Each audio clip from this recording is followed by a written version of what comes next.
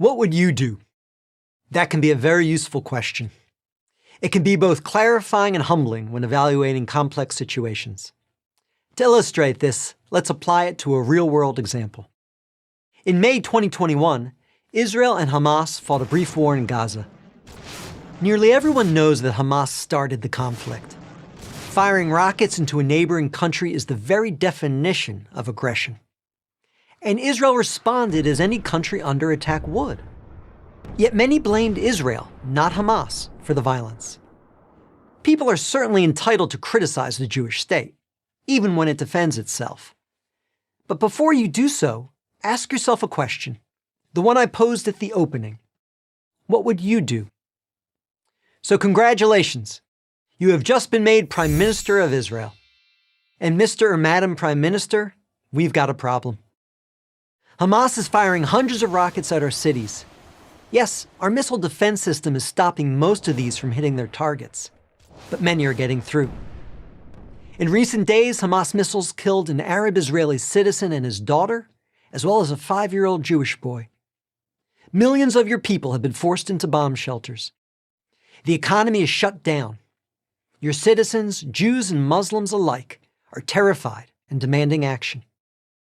What are you going to do? You have two options. Option 1, do nothing. Israel is stronger than Hamas, and therefore people who dislike Israel will portray you as a bully if you respond. This leads to a lot of bad press. So to avoid a PR disaster, tell your citizens to stay in their bomb shelters and hope that Hamas will run out of missiles soon. Or, option 2, defend yourself.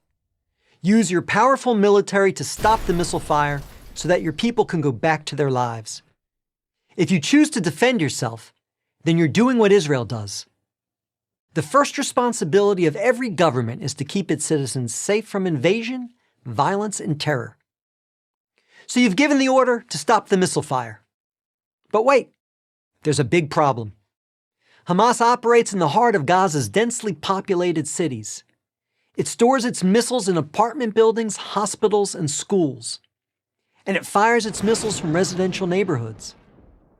They don't care that using civilians as human shields like this is a war crime.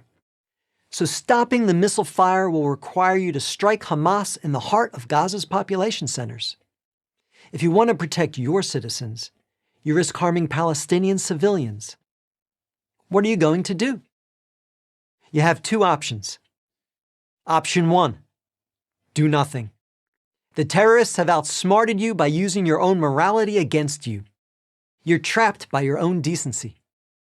Tell your citizens to stay in their bomb shelters and hope that Hamas will run out of missiles soon. Or, option 2, do everything possible to stop the Hamas missiles while protecting Palestinian civilians. How? Before you conduct an operation, drop thousands of leaflets warning that you're coming. Create safe corridors for civilians to flee. And before you strike a particular building, warn every person in that building that you're coming. Call and text their cell phones, and then make sure they've actually left. If you choose option 2, you're doing what Israel does. Yes, you're giving up the element of surprise. Yes, the terrorists will most likely take their missiles and flee along with the civilians. And yes, by letting the terrorists escape to fight another day, you're endangering your own people. But this is what Israel insists upon doing in order to protect Palestinians. Unfortunately, not every country is as moral as Israel. When countries are stronger than their adversaries, they actually have a third option: indiscriminate bombing. So you could simply bomb Gaza without trying to limit civilian casualties.